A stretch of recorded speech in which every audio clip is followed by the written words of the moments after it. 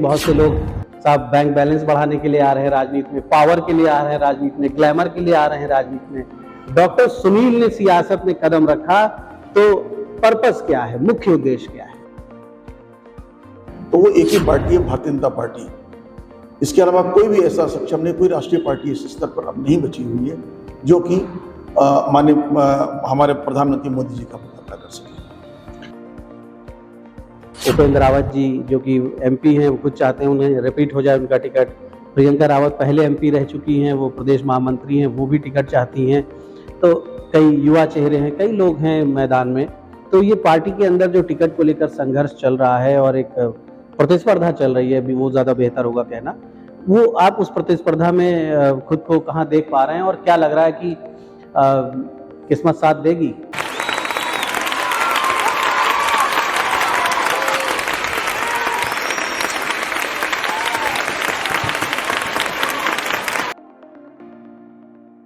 दोस्तों नमस्कार। एक बार फिर हम अपने देश के लिए नई सरकार का चयन करने जा रहे हैं और साथ ही साथ देश के लिए नए प्रधानमंत्री का चुनाव भी होगा। 2024 में जनवरी का महीना बीत चुका है, फरवरी में हम दाखिल हो चुके हैं। लोकसभा चुनाव को लेकर राजनीतिक दलों ने अपनी नीतियों पर, रणनीतियों पर काम तेज कर दिया है और बहुत से चेहरे भी मैदान में आ रहे हैं जो न सिर्फ अपना भाग्य आजमाना चाहते हैं बल्कि राजनीतिक दलों की ओर ताक रहे हैं, जनता की ओर ताक रहे हैं और टिकट हासिल करके इस चुनावी महासमर में योद्धा बनकर आगे आना चाहते हैं। लखनऊ से लगा हुआ लोकसभा क्षेत्र है जनपद बाराबंकी का, जहां पर डॉक्टर सुनील रावत लोगों में काफी चर्चित हो चुके हैं बीजेपी के नेता के रूप में और एक चिकित्सक के रूप में लंबा इन्होंने सेवा काल इनका रहा है। काफी पब्लिक की सेवा इन्होंने की है एक चिकित्सक के रूप में। अब एक राजनीतिक व्यक्तित्व के रूप में अपने जीवन की दूसरी पारी खेलने के लिए मैदान में आ चुके हैं। डॉक्टर सुनील, स्वागत है आपका द इंडियन ओपिनियन। डॉक्टर साहब का संक्षिप्त परिचय हमने आपको बताया, लेकिन हम चाहेंगे कि ये खुद अपने बारे में आपको बताएं। डॉक्टर साहब, दर्शकों को सबसे पहले बताइए आपका पैतृक गांव, आपकी परवरिश कहाँ पर हुई, अपने माता पिता के बारे में और अपने पारिवारिक पृष्ठभूमि के बारे में। नमस्कार, मेरा नाम डॉक्टर सुनील रावत है। मैं बाराबंकी जनपद में भयारा ग्राम सभा पड़ती है, उसका रहने वाला हूँ। ये मसौली से लगा हुआ है गांव है, वहाँ का रहने वाला हूँ। और बचपन मेरे पिताजी और हमारा पूरा परिवार लखनऊ में रह रहा था और मेरी पूरी शिक्षा बचपन से लेकर के लखनऊ में हुई। उसके बाद यहीं से मैंने MBBS किया किंग जॉर्ज मेडिकल कॉलेज से, और उसके बाद में फिर उत्तर प्रदेश प्रांतीय चिकित्सा सेवा में मैं एज ए चिकित्सक मैंने ज्वाइन किया और वहाँ से इसी 31 अगस्त को रिटायर होने के बाद में राजनीति में पदार्पण किया है। डॉक्टर साहब, एक डॉक्टर के रूप में लंबा कार्यकाल आपका रहा है। हमारे देश का जो स्वास्थ्य का ढांचा है, जो हमारा हेल्थ इंफ्रास्ट्रक्चर है, इसकी बड़ी चर्चा हुई अभी कोविड के दौरान। और एक डॉक्टर के रूप में, एक सोशल वर्कर के रूप में आप किस तरह से देखते हैं, अब चूंकि सियासत की ओर भी आप कदम बढ़ा चुके हैं, बाराबंकी का जो हेल्थ इंफ्रास्ट्रक्चर है उसके बारे में क्या फीडबैक है आपके पास? क्या बताते हैं लोग जब आप गांव-गांव जाते हैं? यहाँ पर क्या चुनौतियाँ आप देखते हैं? यहाँ के हेल्थ इंफ्रास्ट्रक्चर में क्या सुधार की गुंजाइश आप देखते हैं? मैंने जनपद बाराबंकी के बहुत सारे गाँव में जाकर के लोगों से संपर्क किया है, वहाँ पर मीटिंग करी है और जो स्वास्थ्य के बारे में उभर के आती है तो यहाँ पर लोग कहते हैं साहब यहाँ पर हमारे पास कोई ऐसा मल्टी स्पेशलिटी हॉस्पिटल नहीं है, कोई बड़ा अस्पताल नहीं है। अचानक कोई बीमारी हो जाती है तो उसको हमको लेकर के लखनऊ तक भागना पड़ता है और उसमें कभी अक्सर ये होता है कि हमारा मरीज की या तो मरणासन हो जाता है या मृत हो जाती है उसकी। मैं चाहता हूँ कि अगर ऐसा कोई 200 बेडेड या 100 बेडेड जो हॉस्पिटल्स बने जो अयोध्या को भी कवर करे और हमारे लखनऊ बाराबंकी के बीच में कहीं बनाया जाए जो दोनों जगह को कवर करता हो, एक मल्टी स्पेशलिटी हॉस्पिटल हो जिसमें सारी सुविधाएं हों, वेंटिलेटर्स लेकर के प्राण रक्षक सभी प्रकार की चिकित्सक वहाँ मौजूद रहें, जिससे कभी भी ऐसी स्थिति आने पर जान बचाई जा सके लोगों की। मेरा तो मुख्य यही है कि यहाँ पर एक मल्टी स्पेशलिटी हॉस्पिटल आवश्यक है।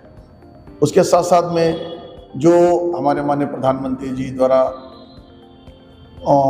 जन औषधि केंद्र बनाए जा रहे हैं उसमें दवाइयाँ काफ़ी सस्ती होती हैं और परंतु उनकी संख्या अभी मुझे उतनी पर्याप्त नहीं मिली। गांव-गांव उसका विस्तार नहीं हुआ है। मेरा मतलब मेरी सरकार से अपेक्षा है कि ये औषध केंद्रों को बढ़ाया जाए और प्रत्येक ग्राम सभा में कम से कम एक जन औषध केंद्र इस तरह का आवश्यक होना जाए, जिससे कि ग्रामवासियों को वास्तव में वो असली दवाइयाँ जो जिस उनके वास्तविक मूल्य पर उन्हें प्राप्त हो सके। स्वास्थ्य को लेकर डॉक्टर साहब काफ़ी संवेदनशील हैं और ये चाहते हैं कि स्वास्थ्य के क्षेत्र में बेहतर काम हो, जिससे जो बहुत से लोग हमारे असमय मृत्यु के शिकार हो जाते हैं, बीमार हो जाते हैं गंभीर रूप से, कई बार वो बीमारियों की वजह से आजीवन संघर्षरत रहते हैं, तो वो समस्या जो हमारे लोगों के सामने आती है उससे उन्हें मुक्ति मिल सके। डॉक्टर साहब, क्षेत्र भ्रमण के दौरान और क्या इश्यूज आते हैं, आपको क्या लगता है? अब आप यहाँ पर लोकसभा की तैयारी कर रहे हैं, आप टिकट चाहते हैं और सांसद बनने का यदि गौरव अवसर मिल जाता है आपको, तो क्या वो विषय है, अगर हम टॉप 5 एरियाज की बात करें, 5 प्रमुख बिंदुओं की बात करें बाराबंकी लोकसभा के लिए, तो वो कौन से 5 प्रमुख क्षेत्र हैं जिन पर आप प्रायोरिटी पर काम करना? जैसा मैंने आपसे बताया, स्वास्थ्य की तरफ मतलब काफ़ी ज़्यादा कार्य करने की आवश्यकता है। यहाँ पर हमारे जो आयुष्मान कार्ड अभी लोगों तक नहीं पहुँचे हैं, प्रत्येक व्यक्ति को आयुष्मान कार्ड उपलब्ध होना चाहिए। और मैं तो चाहता हूँ कि जितने भी लोग, मैं तो माननीय प्रधानमंत्री जी से निवेदन करना चाहता हूँ कि हमारे जितने भी लोग इनकम टैक्स पे नहीं है, जो इनकम टैक्स पे नहीं कर रहे हैं, उन सभी को आयुष्मान कार्ड उपलब्ध करा दिया जाना चाहिए, क्योंकि हर व्यक्ति को अपने जिस प्रकार से स्वास्थ्य रक्षा करने का अधिकार प्राप्त है इसे, तो उसे आयुष्मान कार्ड अवश्य मिलना चाहिए। उसके साथ साथ मैं देख रहा हूँ कृषि के क्षेत्र में भी अभी काफ़ी संभावनाएं हैं। ये कृषि प्रधान हमारा शहर है, हमारा पूरा जनपद ही कृषि प्रधान है। यहाँ पे हर प्रकार की फसल बहुतायत में उपलब्ध थी, ना यहाँ जाड़ा अधिक हो रहा, ना यहाँ पे गर्मी हो रही, मौसम भी हमारे पूरी तरह से अनुकूल रहता है, कृषि के अनुकूल रहता है। और जो फसल पे हम लोग किसान चाहता है वो फसल को बड़ी अच्छी तरह से उसको उपजाता है और काफ़ी प्रचुर मात्रा में पैदा होता है। परंतु कभी कभी इतना ज़्यादा प्रचुर मात्रा में पैदा हो जाता है कि हम उसको, जैसे आलू काफ़ी ज़्यादा पैदा हो गया तो स्टोरेज में भी जगह नहीं होती और उसका कोई प्रयोग भी नहीं हो पाता है, अंत में वो सड़ जाता है या उसको स्टोरेज से किसान छोड़ाता नहीं, क्योंकि रेट इतना ज़्यादा सस्ता हो जाता है। अगर यहाँ पर कोई इस प्रकार की फूड प्रोसेसिंग यूनिट लग जाए जिसमें आलू से जो तैयार होते हैं चिप्स वगैरह बन जाए और टमाटर वगैरह होते हैं उनके अगर कुछ व्यंजन इस प्रकार से बनवा दिए जाए और उसको प्रिजर्व करके काफ़ी समय के लिए रखा जाए, तो मेरे ख्याल से किसान हमारा काफ़ी समृद्ध फूड प्रोसेसिंग इंडस्ट्री की ओर आप कहना चाहते हैं? फूड प्रोसेसिंग इंडस्ट्री यहाँ पर लगवा दीजिए। इसके साथ साथ जैसे आपने अभी बात करी, मेंथा ऑयल वगैरह काफ़ी प्रचुर मात्रा में होता है, तो मेंथा ऑयल के लिए हम लोग यहाँ से सीधे मैंने देखा यहाँ पर कोई ऐसी फैक्ट्री नहीं है जो उसके ग्रेन्यूल्स फॉर्मेशन हो, सीधे सीधे मेंथा ऑयल यहाँ से लिया जाता है, किसान लाता है, दुकान बिकता है, सीधे सीधे लोड होकर के चला जाता है फैक्ट्रियों में। उस प्रकार की फैक्ट्रियों की स्थापना की यहाँ पर आवश्यकता है। तो एग्रीकल्चर सेक्टर एक बड़ा सेक्टर है बाराबंकी का, और डॉक्टर सुनील रावत का मानना है कि एग्रीकल्चर सेक्टर में जो हमारे किसान काम करते हैं, लाखों परिवार यहाँ के कृषि से जुड़े हुए हैं, अगर यहाँ पर फूड प्रोसेसिंग इंडस्ट्री पर काम किया जाए, जो FMCG इंडस्ट्री है उस पर काम किया जाए, तो यहाँ के किसानों का जो जीवन स्तर है, आर्थिक स्तर है, वो काफ़ी ऊंचा उठाया जा सकता है। डॉक्टर साहब, हायर एजुकेशन भी एक चुनौती है यहाँ पर। जी हाँ। उच्च शिक्षा के लिए यहाँ के जो बच्चे हैं, जो नौजवान हैं, स्टूडेंट्स हैं, उन्हें लखनऊ दौड़ना पड़ता है, जाना पड़ता है, और 1-1.5 घंटा जाने में, आने में, लौटने में लगभग 3 घंटे उनके प्रतिदिन उनके जीवन के व्यर्थ होते हैं केवल सफ़र करने में, यात्रा करने में। तो जिला स्तर पर बाराबंकी एक बड़ा जनपद है, 40 लाख से अधिक यहाँ की जनसंख्या है। जिला स्तर पर भी अगर हम ये प्रयास करें कि जो हायर एजुकेशन है, जो मॉडर्न कोर्सेज हैं, जिनकी आज के युवाओं को ज़रूरत है कि वो ग्लोबल लेवल पर खुद को तैयार कर सके ज़रूरत के लिए, और जो मार्केट की नीड है उस तरह के कोर्सेज यहाँ पर दिए जाए, इसको लेकर आप क्या सोचते हैं? इसके लिए यहाँ पर इस तरह के कॉलेज पहले इस पर गहन विचार होना चाहिए बैठ करके कि यहाँ पर किस प्रकार से ऐसी व्यवस्था की जाए कि उच्च शिक्षा लोगों को प्राप्त हो सके, चाहे उसके लिए विश्वविद्यालय की स्थापना करनी हो या ऐसे इंडिविजुअली कॉलेज बनवाए जहाँ पर स्पेसिफिक रूप से कि ये शिक्षा दी जाती है यहाँ पर। तो इस प्रकार से अगर हम लोग प्रयास करेंगे तो अवश्य कुछ न कुछ यहाँ के विद्यार्थियों को इसमें काफ़ी लाभ मिलेगा। डॉक्टर साहब, यहाँ पर आपके जो पॉलिटिकल राइवल्स हैं, समाजवादी पार्टी है, कांग्रेस है, BSP है, उनकी क्या स्थिति देख रहे हैं आप? मैं तो अभी तो किसी को नहीं देख रहा हूँ, कोई इसमें ऐसा है ही नहीं, कोई मतलब किसी भी पार्टी का हमारा कोई ऐसा कैंडिडेट नहीं नज़र आ रहा है जो चुनौती दे सकता है लोकसभा की सीट में, क्योंकि सब इस समय पूरा हमारा देश माननीय प्रधानमंत्री द्वारा जो जन उपयोगी नीतियाँ हैं उनके द्वारा जो जन उपयोगी कार्य किए जा रहे हैं और जो उस जनोपयोगी जो नीतियों के तहत जो लाभ है वो समाज के अंतिम व्यक्ति तक पहुंचाने का प्रयास किया जा रहा है। तो इन सब चीज़ों को देखते हुए कोई पार्टी अभी ऐसी नहीं है जो यहाँ से मतलब कि जो भी हमारा जो माननीय प्रधानमंत्री जी की तरफ से या हमारा जो हाईकमान जिसको टिकट देगा उसका सामना करने के लिए कोई भी पार्टी अभी सक्षम नहीं नजर आती है। अखिलेश यादव कहते हैं कि पिछड़ा दलित अल्पसंख्यक, एक पीडीए करके स्लोगन उन्होंने एक शब्दावली बनाई है, एक टर्मिनोलॉजी बनाई है। वो कहते हैं कि साहब इनकी उपेक्षा हो रही है, पिछड़ा दलित अल्पसंख्यक, इन्हें कुछ मिल नहीं रहा है, इसलिए ये सब समाजवादी पार्टी के साथ आएंगे और इंडिया गठबंधन के साथ आएंगे और 24 में कुछ बेहतर करके दिखाएंगे। क्या लगता है अखिलेश जी की ये जो बातें कह रहे हैं, क्या वाकई में इन बातों में गंभीरता दिखती है आपको? प्रयास करने में कोई बुराई नहीं, प्रयास कर लें। इससे पहले उन्होंने इंडिया गठबंधन को भी बना करके देखा है। जो इंडिया गठबंधन हर जिले में, हर प्रदेश में टूट रहा है, दिल्ली में अलग है, उसी प्रकार से पश्चिम बंगाल में अलग जा रहा है। नीतीश जी का हाल आपने देख लिया है। इस प्रकार कोई गठबंधन ऐसा नहीं है। और जो जहाँ तक आप जो पीडीए की बात कर रहे हैं तो ऐसा कुछ नहीं है, क्योंकि हर आदमी देख रहा है कि उसको कौन सी मतलब पार्टी ऐसी है जो उसके मूल अधिकारों को दिलवा सकती है, कौन सी पार्टी ऐसी है जो उसको समाज में उच्च स्थान दिलवा सकती है। तो वो एक ही पार्टी है, भारतीय जनता पार्टी। इसके अलावा कोई भी ऐसा सक्षम नहीं, कोई राष्ट्रीय पार्टी इस स्तर पर अब नहीं बची हुई है जो कि हमारे प्रधानमंत्री मोदी जी का मुकाबला कर सके। बाराबंकी में टिकट को लेकर भी आपकी पार्टी के अंदर ही काफ़ी इंटरनल मैं कहूँगा कि कंपटीशन है। बहुत से दावेदार हैं, बहुत से लोग चाहते हैं। उपेंद्र रावत जी जो कि एमपी हैं, वो खुद चाहते हैं उन्हें रिपीट हो जाए उनका टिकट। प्रियंका रावत पहले एमपी रह चुकी हैं, वो प्रदेश महामंत्री हैं, वो भी टिकट चाहती हैं। तो कई युवा चेहरे हैं, कई लोग हैं मैदान में। तो ये पार्टी के अंदर जो टिकट को लेकर संघर्ष चल रहा है और एक प्रतिस्पर्धा चल रही है, अभी वो ज़्यादा बेहतर होगा कहना, वो आप उस प्रतिस्पर्धा में खुद को कहाँ देख पा रहे हैं और क्या लग रहा है कि किस्मत साथ देगी? मैं यहाँ पर अपनी प्रतिस्पर्धा मानता ही नहीं हूँ किसी से, क्योंकि मैं तो एक सिपाही हूँ और जो हाईकमान का निर्णय होगा मैं उसका फॉलो करूँगा। अगर प्रतिस्पर्धा जिसे आप कह रहे हैं उसके तहत अगर मुझे टिकट मिलता है तो मैं लड़ूंगा, अगर मुझे टिकट नहीं मिलता है तो हाईकमान जिसके लिए तय करेगा, जिसको भी वो टिकट ऑफर करेंगे, मैं उसके लिए पूरी तरह से उसके साथ रहूँगा, तन मन और धन से। बहुत अच्छी बात कहते हैं डॉक्टर सुनील रावत की किसी को भी पार्टी जिसे भी लड़ाना चाहे उसे मौका देगी तो उसका साथ देंगे, और इन्हें मौका मिलता है तो फिर ज़रूर लोकसभा पहुंचने की पूरी कोशिश करेंगे और लोगों के अधिकारों की आवाज़ उठाएंगे। बाराबंकी को एक विकसित लोकसभा क्षेत्र बनाएंगे। एक और प्रश्न डॉक्टर साहब आपसे करेंगे यहाँ पर।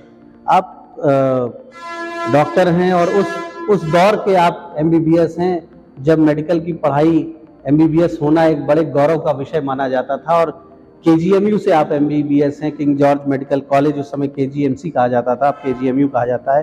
तो ये अपने आप में एक बड़ी उपलब्धि आपके जीवन के प्रारंभिक दौर में ही अब मिली आपको। आपने अपनी सियासी पारी के लिए बीजेपी का ही चुनाव क्यों किया? देश में कांग्रेस को सबसे पुराना राजनीतिक दल कहा जाता है, बड़ा लंबा इतिहास रहा है। कांग्रेस ने लगभग 7 दशकों तक देश पर शासन किया है, सरकार चलाई है, और भी पार्टियां मैदान में हैं। भाजपा ही आपको क्यों पसंद आई? मैंने सभी पार्टियों के बारे में अध्ययन किया और उसके अंदर देखा कि भारतीय जनता पार्टी ऐसी है जिसकी नीतियां जनोपयोगी हैं, किसी के साथ भेदभाव नहीं है। यहाँ पर कोई भी मतलब ये कह लीजिए कि जात सूचक शब्दों से भी नहीं प्रयोग किया जाता है। यहाँ पर सुनील जी, अशोक जी, ये भी नहीं कहते अशोक यादव जी, अशोक शुक्ला जी, यहाँ कहते हैं अशोक जी, विनोद जी, रमेश जी। तो जहाँ पर इतना सद्भाव है, समभाव है आपस में, उससे बढ़िया कोई पार्टी हो नहीं सकती। उसके साथ साथ में भी आपने देखा कोविड काल आया था। कोविड काल में हमारे माननीय प्रधानमंत्री जी ने किस प्रकार से कि भारत में ही वैक्सीन, बाहर से इम्पोर्ट करना तो कोई मुश्किल कार्य नहीं, मगर भारत में वैक्सीन का निर्माण करवाना और सबको उपलब्ध कराने के साथ साथ में जो हमारे दूसरे कंट्रीज हैं उनको भी वैक्सीन यहाँ से फ्री ऑफ कॉस्ट देना, इस तरह का नेता भी तो होना चाहिए उनके पास में, जो किसी पार्टी में नहीं नजर आता है। अभी उत्तराखंड में 41 मजदूर फंस गए थे, किस प्रकार से कितना संयम के साथ उन्होंने उन सभी को ढांढस भी बधाते रहे और अंदर अंदर कार्य भी चलता रहा और सबको सकुशल बाहर निकाल करके ले गया है। आज वो स्थिति नहीं कि पाकिस्तान हमारे ऊपर हर बार हमला कर रहा है। हमारी सीमाएं भी सुरक्षित हो रही हैं। हर व्यक्ति को भरपेट खाना भी मिल रहा है। जो 80 करोड़ लोगों को जो मुफ्त राशन दिया जा रहा है, इससे पहले गवर्नमेंट भी कर सकती थी, परंतु उसके बारे में कभी नहीं सोचा किसी ने। अब पैसा भी उतना तब भी था, उतना ही अभी भी है। तो ये सोचता है कि हमको गरीबों तक, आखिरी व्यक्ति तक सुविधाएं पहुंचानी है, ये केवल भारतीय जनता पार्टी कर रही है। इन सब चीज़ों को देख करके मैंने भारतीय जनता पार्टी को ही ज्वाइन करना उचित समझा। डॉक्टर सुनील अब मैदान में आ ही चुके हैं, तो बहुत मौके मिलेंगे इनको देखने के, इनको सुनने के, इनको समझने के। फिलहाल इस वार्ता को हम वाइंड अप करेंगे यहीं पर। बस एक छोटी सी बात और करेंगे और इस चर्चा को विराम देंगे। सियासत में आने का आपका मुख्य उद्देश्य क्या है? बहुत से लोग, आजकल ये भी जनता में चर्चा होती है कि बहुत से लोग साहब बैंक बैलेंस बढ़ाने के लिए आ रहे हैं राजनीति में, पावर के लिए आ रहे हैं राजनीति में, ग्लैमर के लिए आ रहे हैं राजनीति में। डॉक्टर सुनील ने सियासत में कदम रखा, तो पर्पस क्या है, मुख्य उद्देश्य क्या है? देखिए, बैंक बैलेंस, इससे पहले मैं बहुत अच्छी पोस्ट पे रहा हूँ। मैं मुख्य चिकित्सा अधिकारी भी रहा हूँ। लखनऊ जैसे उत्तर प्रदेश की राजधानी लखनऊ का नगर स्वास्थ्य अधिकारी रहा हूँ, काफ़ी अच्छी पोस्ट मानी जाती है। और इसके अलावा मैं एज ए चिकित्सक रिटायर हुआ हूँ, और उसके बाद में फिर मेरा रीअपॉइंटमेंट भी हो गया, मुझको दोबारा फिर ले लिया गया। काफ़ी अच्छी सैलरी पर था, परंतु मैंने उसको छोड़ दिया। अगर बैंक बैलेंस बनाना था, मैं चुपचाप उसको ज्वाइन करके अपना उसके साथ साथ प्राइवेट प्रैक्टिस भी कर सकता था, वो भी कर सकता था। परंतु बैंक बैलेंस बनाने में मेरा कोई थे ग्लैमर में बहुत देख चुका हूँ। मेरा तो उद्देश्य ये है कि जो मैंने 30-40 वर्षों में सीखा है, पब्लिक के बीच में रहा हूँ, क्योंकि चिकित्सक हूँ, हर तरह के व्यक्ति से मिला हूँ मैं, तो मैं सोचता हूँ किस प्रकार से आम जनता को मैं की सेवा कर सकता हूँ। मैं उसी क्षेत्र में कार्य करने के लिए मैंने राजनीति ज्वाइन की है। बाकी और किसी चीज़ का मेरा कोई उद्देश्य नहीं है। डॉक्टर सुनील का यहाँ पर हम सबको स्वागत करना चाहिए कि चिकित्सा के क्षेत्र का एक सितारा, एक सीनियर डॉक्टर पॉलिटिक्स की ओर आगे कदम बढ़ा रहे हैं, और बीजेपी का इन्होंने चुनाव किया है। बीजेपी को बेहतर समझते हैं दूसरे दलों से। बड़ी बात यह है कि एक कमिटमेंट ये दिखाते हैं कि लोगों की सेवा के लिए राजनीति में आए हैं, जनता को आगे बढ़ाने के लिए, बाराबंकी के लोगों का दुख दर्द दूर करने के लिए आए हैं। हम उम्मीद करते हैं कि जो शब्द इनके हैं, जो वचन इनके हैं, उन पर ये हमेशा खरे रहेंगे और बाराबंकी के लोगों के सुख दुख के साथी बनकर अपने जीवन के आगे के सफर को आगे बढ़ाएंगे। धन्यवाद।